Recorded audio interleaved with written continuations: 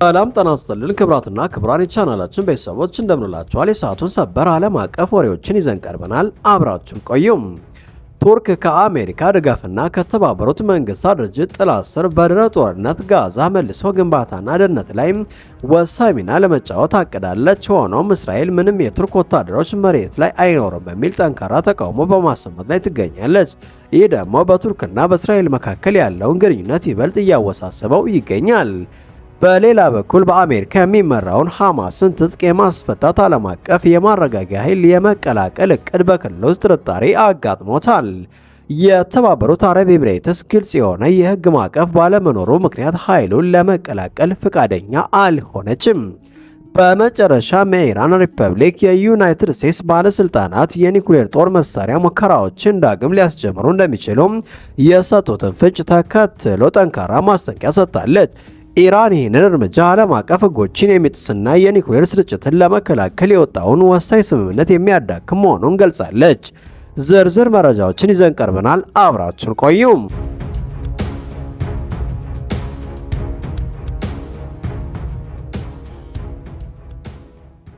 በአስደናቂ ሁኔታ 2000 የቱርክ ወታደሮች ወደ ጋዛ ሊዘምቱ ነው። ይህ ትልቅ ዜና በመካከለኛው ምስራቅ ብቻ ሳይሆን በመላው ዓለም የፖለቲካ ካርታ ላይ ለውጥ ሊያመጣ ይችላል። በአሜሪካ ድጋፍና በተባበሩት መንግስታት ድርጅት ጥላ ስር የሚካሄደው እቅድ ቱርክ ከጦርነቱ በኋላ በጋዛ መልሶ ግንባታና ደህንነት ረገድ ወሳኝ ሚና እንደምትጫወት ያለመ ነው። ይህ ደግሞ በቱርክና በአሜሪካ መካከል ያለውን ግንኙነት እንደሚያጠናክር ብዙዎች ይገምታሉ። ይሁን እንጂ እስራኤል ለዚህ እቅድ ከፍተኛ ተቃውሞ እያሳየች ነው። ምንም የቱርክ ወታደሮች መሬት ላይ አይኖርም የሚል የእስራኤል አቋም በሁለቱ ሀገራት መካከል ያለውን የሻከረ ግንኙነት የበለጠ ሊያወሳስበው ይችላል። የቱርክ ባለስልጣናት በበኩላቸው ተልዕኮ የአንድ ወገን ሳይሆን የተቀናጀ ዓለም አቀፍ ጥረት አካል መሆኑን አጥብቀው ይገልጻሉ።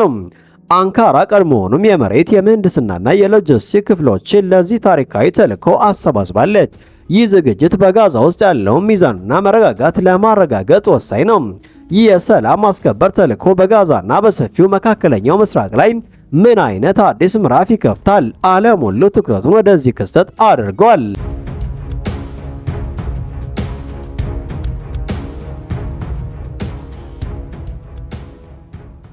ይህ በእንዲህ እንዳለ የተባበሩት አረብ ኤሚሬትስ ግልጽ የሆነ የህግ ማዕቀፍ ባለመኖሩ የተባበሩት መንግስታት ድርጅት በጋዛ ሰርጥ ውስጥ ሐማስን ትጥቅ ለማስፈታት ያቀደውን ዓለም አቀፍ የማረጋጊያ ኃይል ለመቀላቀል ፈቃደኛ አልሆነችም።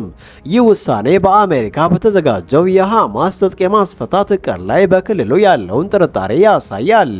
የዩኤኢ የውጭ ጉዳይ ሚኒስትር ዶክተር አንዋር ግልጽ የሆነ ማዕቀፍ ባለመኖሩ ኃይሉን እንደማይቀላቀሉ ገልጸው ነገር ግን ለሰላም የሚደረጉ የፖለቲካ ጥረቶችን እንደሚደግፉ አስታውቀዋል። እስራኤል ቱርክን አግላለች። የዮርዳኖስ ንጉስ አብዱል ሰላም የዮርዳኖስ ወታደሮች እንደማይቀላቀሉ ተናግረዋል። አዘርባይጃንም የተኩስ አቁም ካልተደረገ በስተቀር አስተዋጽኦ እንደማታረግ ገልጻለች።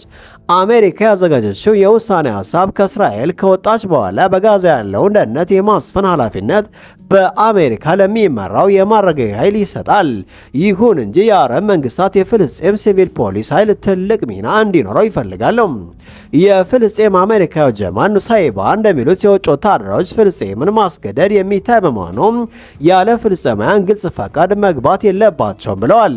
የአሜሪካ ረቂቅ ውሳኔ ከዌስት ባንክ ወይም ከፍልስጤም መንግስት ጋር የተያዘ ነገር የለውም።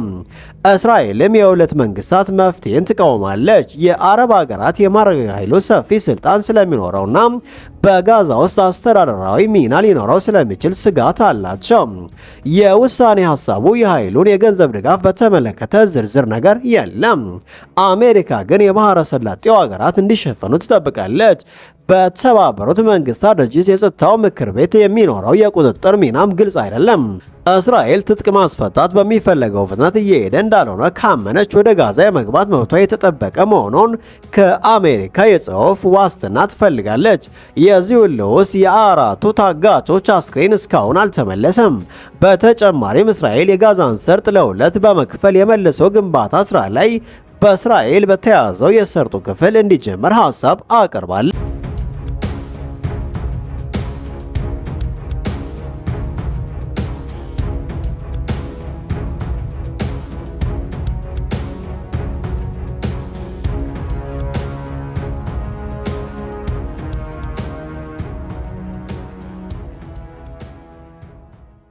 በመጨረሻም የኢራን ሪፐብሊክ የዩናይትድ ስቴትስ ባለስልጣናት የኒኩሌር ጦር መሳሪያ ሙከራዎችን ዳግም ሊያስጀምሩ እንደሚችሉ የሰጡትን ፍንጭ የያዙ መግለጫዎች ላይ ጥብቅ ማስጠንቀቂያ ሰጥታለች።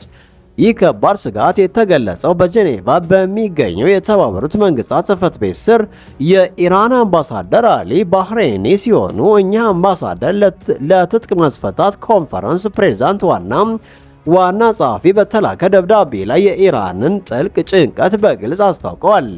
አምባሳደር ባህሬኒ በእነኚህ የአሜሪካ ባለስልጣናት አስተያየት ላይ ኢራን ያላትን ከፍተኛ ስጋት አጽንኦት ሰጥተዋል። እንዲህ ያሉ መግለጫዎችም ዓለም አቀፍ ሕጎችን የሚጥሱ መሆናቸውን በግልጽ በመጠቆም በተለይም የ1969ቱን የሼና የውል ስምምነትን እና የተለመደውን ዓለም አቀፍ ሕግ እንደሚጻረር ገልጸዋል። ይህ ጥሰት ለረጅም ጊዜ ሲሰራበት የነበረውን ዓለም አቀፍ የዲፕሎማሲ ስምምነቶችን መሰረት የሚንድ በመሆኑም አክለዋል።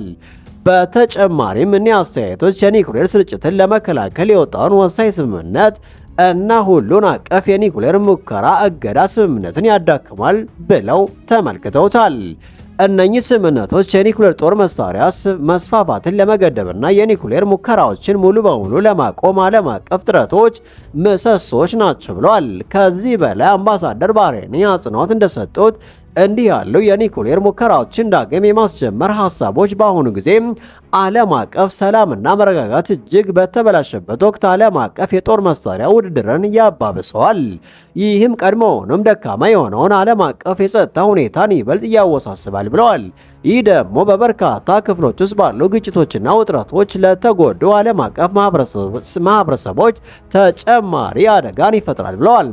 ኢራን በሰጠችው መግለጫ የኒኩሌር ጦር መሳሪያን ለመቀነስና በመጨረሻም ለማስወገድ የሚደረገውን ዓለም አቀፍ ጥረት ይጎዳል የሚል ስጋትንም አሰምተዋል። በዚህም ምክንያት አምባሳደር ባህሬኒ በድጋሚ ጥሪ አቅርበዋል። ሁሉም ብሔሮች የትጥቅ ማስፈታትና ስርጭትን ለመከላከል ቁርጠኝነት ሙሉ በሙሉ እንዲያከብሩ እንዲሁም ዓለም አቀፍ የትጥቅ ማስፈታትና ስርጭትን አለመከላከል ስርዓቶችን ታማኝነትና ጥርጣሬ እንዲጠብቁ አሳስበዋል።